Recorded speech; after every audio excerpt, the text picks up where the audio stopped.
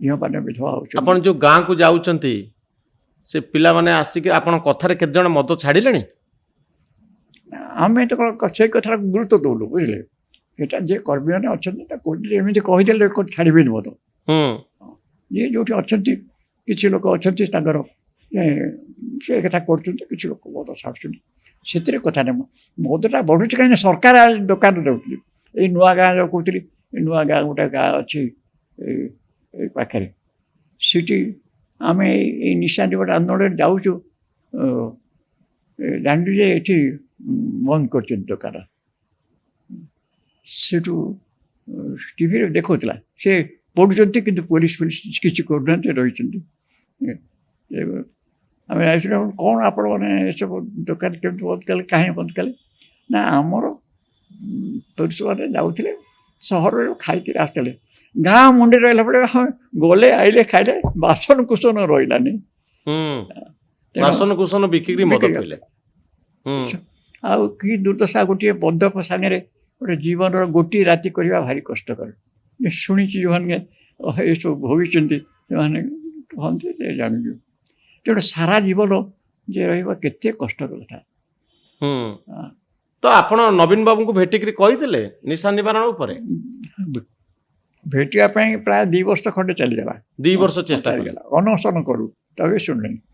ତାପରେ ଆମେ ସାରା ଓଡ଼ିଶା 2ଟା ଗାଡ଼ିରେ ବୁଲିଲୁ ଏବଂ ଆଲୋଚନା କରୁ। ତାରେ ଟିକେ ସେ ପ୍ରଭାବ ବି ପଡ଼ିଲା। ଥରେ ଗାନ୍ଧୀ ଜୟନ୍ତୀ ବେଳେ ଆମେ କହିଲେ ଆଜି ଯିବା, ଗିରଫ ହେଲେ ହେବ ଗାନ୍ଧୀ ନବୀନ ପଟ୍ଟନାୟକ ଘରକୁ ଯିବା। ପୁଲିସ ସେ କହିଲେ ଏଇଟା ଗିରଫ ହେଲେ ବୋଲି ଅସୁବିଧା। କହିଲେ ଶୁଣ ଟିକେ ଆମେ ଟିକେ ବୁଝିଛୁ, ଆମେ ନେଇ ଦେଖା କରିଦେବୁ। ପୋଲିସ ନେଇ ଦେଖା କଲେ। ପୋଲିସ ନେଇକରି ଆପଣଙ୍କୁ ନବୀନ ବାବୁଙ୍କ ସହିତ ଦେଖା କଲେ।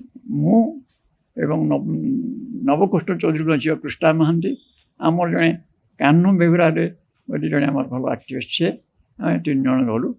ଉପରୁ ଆସିଲେ, ଏଠୁ କହିଲେ ଏ କଥା ଆପଣ ଇଏ କରନ୍ତୁ। ଆଇ ୱିଲ୍ ଲୁକ୍ ଟୁ ଇଟ୍। କୃଷ୍ଣା ମହାନ୍ତି କହିଲା ଆମେ ନିରାଶ ହେବୁନି। ନ ଆସିଲୁ, ଇଏ ହେଲା କଥା।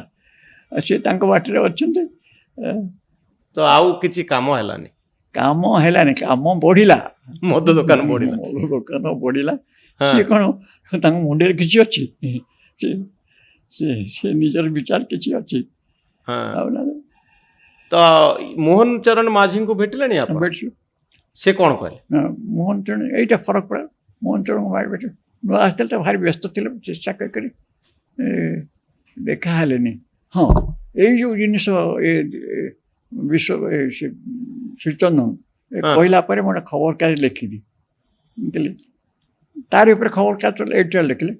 ଖବରକାଗଜ ଲେଖିଲି ଏରକମ କଥା ଯେ ଇଏ ଜଣେ ଅବକାରୀ ମନ୍ତ୍ରୀ, ୟାଙ୍କ ଦଳ ନିଷ୍ପତ୍ତି କରିଛି, ପ୍ରତିଜ୍ଞା କରିଛି ଇଏ କରିବା ପାଇଁ, ଇଏ କହୁଛନ୍ତି ଯେ ନାଇଁ ଆମେ କରିବନି। ତ ଏ ଲୋକଙ୍କୁ କାହିଁକି ରଖିଛନ୍ତି?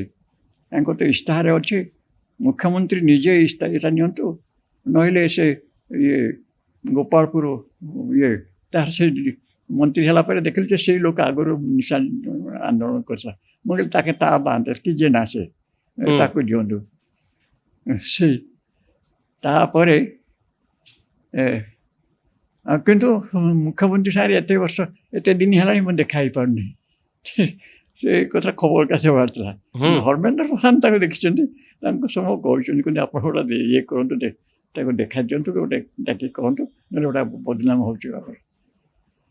ମୁଁ ଆସେମ୍ବଲି ମୁଁ ଦେଖିଲି, ମୁଁ ବି ଟିକେ ଚେଷ୍ଟା କରିବା କଥା କେଉଁଠି ସୁବିଧା ହେବନି। ଆସେମ୍ବଲି ଲବିରେ ବସିଲେ, ସେଇଠି ଯେତେବେଳେ ବାହାରନ୍ତି ସେଇ ସଙ୍ଗେ ଏଇଠି ଦେଖାହେଲେ ତ ଏଇଠି ଦେଖା ହେଲା। ଆମେ ଦେଖିଲୁ ସେ ତ he has power not authority. Power ଆଉ ଅଥରିଟି ଭିତରେ ଫରକ ଜାଣୁଛନ୍ତି ତ? ଗାନ୍ଧୀଜୀଙ୍କର କଂଗ୍ରେସ 34 ମସିହାରୁ କଂଗ୍ରେସ ମେମ୍ବରସିପ୍ କାଟିଛନ୍ତି, ସେ କଂଗ୍ରେସ ପ୍ରେସିଡେଣ୍ଟ କିଛି ନଥିଲେ, ତାପରେ ଥରେ ଖଣ୍ଡେ ପୂର୍ବରୁ ଥିଲେ। ବଟ୍ ଶେଷ ପର୍ଯ୍ୟନ୍ତ ସବୁ କଥାରେ ତାଙ୍କୁ ପଚାରୁଥିଲେ he has authority not power. ଏଠି କ'ଣ ହେଲେ, ଇଏ ଗୋଟେ ମେମ୍ବର ମାନେ ଆଙ୍କୁ ବାଛି ନାହାନ୍ତି। ଓଡ଼ିଶାରେ ନେତା ମୁଖ୍ୟମନ୍ତ୍ରୀ ହଉ ଯେଉଁ କନ୍ଦଳ ସିଏ ହଉ ନ ହଉ, କେମିତି ଇଏ କେମିତି ନ ହଉ, ଇଏ ଭିତରେ ଇଏ लिस्ट कंट्रोवर्शियल बोली मोर एक्सेप्टेबल हमको कथा केन्द्र वाला तेणु ये मंत्री गादीटा पाइला पावर रहा कि अथॉरिटी नहीं गोटे दल भितर आमर एत अच्छा तुम तुम इच्छा अच्छी तुम कर दलर निष्पत्ति से कार्य करने तुम से गोष्ठी कर तुम लबी कर कहीं कार्य करना असुविधा रही